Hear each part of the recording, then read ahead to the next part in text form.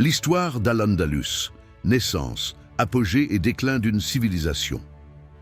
L'histoire de l'Andalousie musulmane, appelée Al-Andalus, débute en 711 lorsque les troupes musulmanes commandées par Tariq ibn Ziyad traversent le détroit de Gibraltar.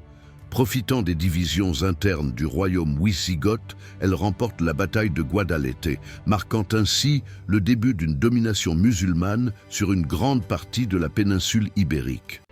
Rapidement, les forces arabes et berbères s'emparent de la majorité du territoire, qui devient une province du califat omeyyade de Damas. Après la chute des Omeyyades en Orient, 750, un prince rescapé, Abd al-Rahman Ier, trouve refuge à Cordoue en 756 et y fonde un émirat indépendant. Ce nouvel État devient un pôle de stabilité, de tolérance et de raffinement dans une Europe encore marquée par les troubles du Haut Moyen-Âge.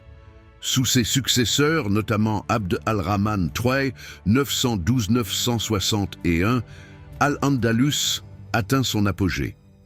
En 929, il proclame le califat de Cordoue, symbole d'indépendance politique et religieuse face à Bagdad.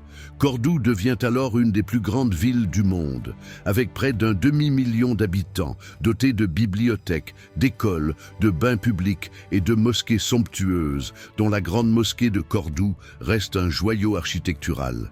Cette période représente l'âge d'or d'Al-Andalus. Les arts, les sciences, la philosophie et la médecine y prospèrent. Des savants comme Averroès, Ibn Rushd, Avicenne ou encore le grand juriste Ibn Hazm influencent durablement la pensée européenne. La coexistence entre musulmans, chrétiens et juifs, la fameuse convivencia, favorise un climat intellectuel exceptionnel où se mêlent les héritages grecs, arabes et latins. Cordoue, Grenade, Séville et Tolède deviennent des centres de traduction et de savoir qui transmettront à l'Europe médiévale la philosophie antique et les sciences arabes.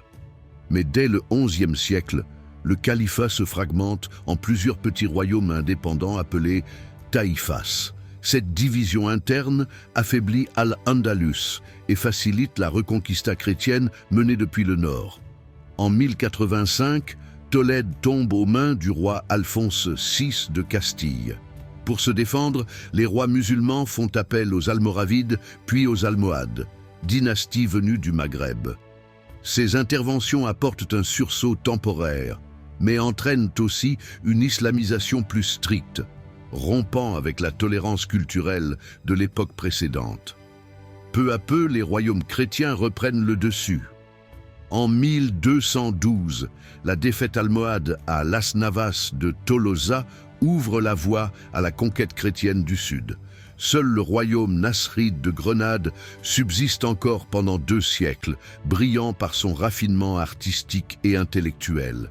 Son joyau, l'Alhambra, témoigne de cette ultime splendeur. Finalement, en 1492, les rois catholiques Isabelle de Castille et Ferdinand d'Aragon conquièrent Grenade, mettant fin à 8 siècles de présence musulmane. La chute d'Al-Andalus marque la fin d'une ère de coexistence culturelle exceptionnelle. Pourtant, son héritage perdure dans l'architecture, la langue, la musique et la pensée scientifique. Al-Andalus fut bien plus qu'un territoire. Ce fut une civilisation cosmopolite et savante, un pont entre l'Orient et l'Occident, dont l'influence se ressent encore aujourd'hui dans la culture méditerranéenne et européenne.